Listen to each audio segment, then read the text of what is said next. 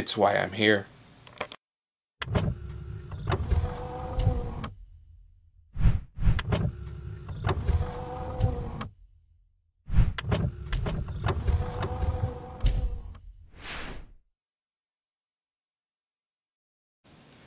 Superman Doomsday is loosely based off the Death of Superman graphic novel. And the reason why I say loosely based is because they take elements from those 3 books, but completely go their own route with this story. And it being the first movie out of the DC Cinematic Animated Universe, it was okay. And the reason why I say okay is this movie could have easily been a 2-hour runtime. They could have at least went 2 hours to put all 3 books into this movie, put a little bit more effort into it. But this movie seems like it's one thing: heavily rushed.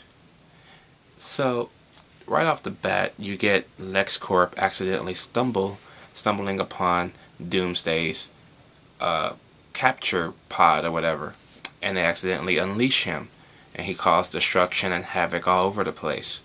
Superman, who's on a getaway with Lois Lane, again, not in the book, but on a getaway with Lois Lane, discovers this at his Fortress of Solitude and goes to fight the monster.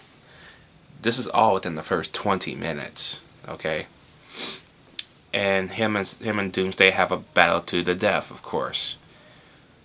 But after that, it seems LexCorp went out of his way to get Superman's body so he can get his DNA and clone Superman, thus taking part of the Reign of Superman story arc. Okay? Which basically, Clark Kent made Superman's robot from the Fortress of Solitude, has to get his body back and resurrect Superman.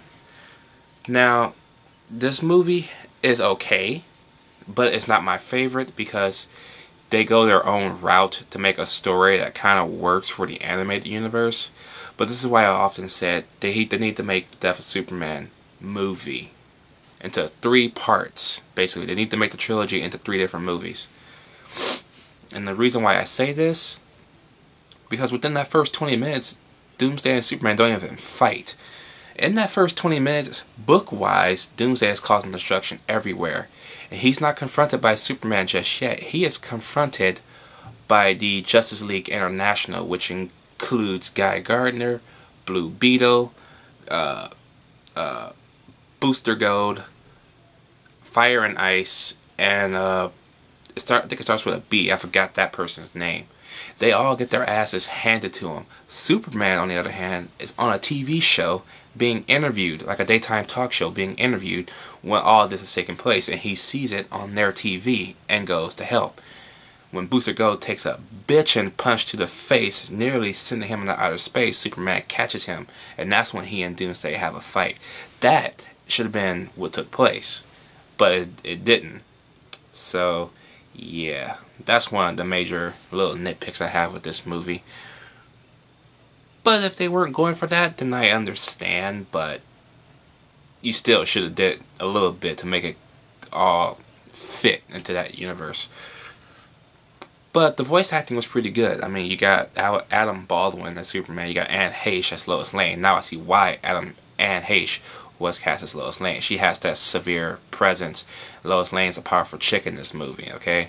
Jimmy Olsen's kind of a bitch, like usual, but he's a little bit more of a bitch in this movie. Okay, you got fucking James Marsters. That's right, Spike from fucking Buffy and Angel is Lex fucking Luthor.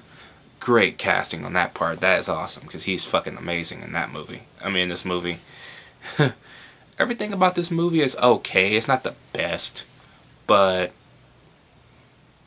I just can't help but think they should just went the whole story arc route. I do love the fact that Perry White mentions A World Without Superman to Lois Lane, which is the title of the second graphic novel in the trilogy.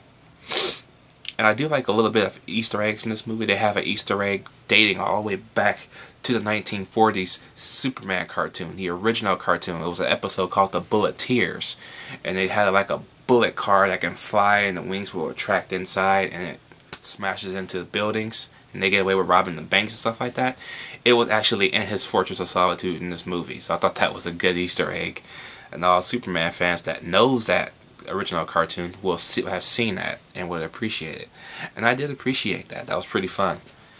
Overall, Superman Doomsday is a lackluster entry, unfortunately, for Superman. But I kind of appreciate certain things of it. And hell, they even went the evil Superman route, so it was even better than Superman's 3 evil Superman's story. This is how you will make a Superman 3. If you have to make an evil Superman, do it like this. Let me know what you guys think about Superman Doomsday down below. Did you like it? Did you hate it? And yes, I'll see y'all later.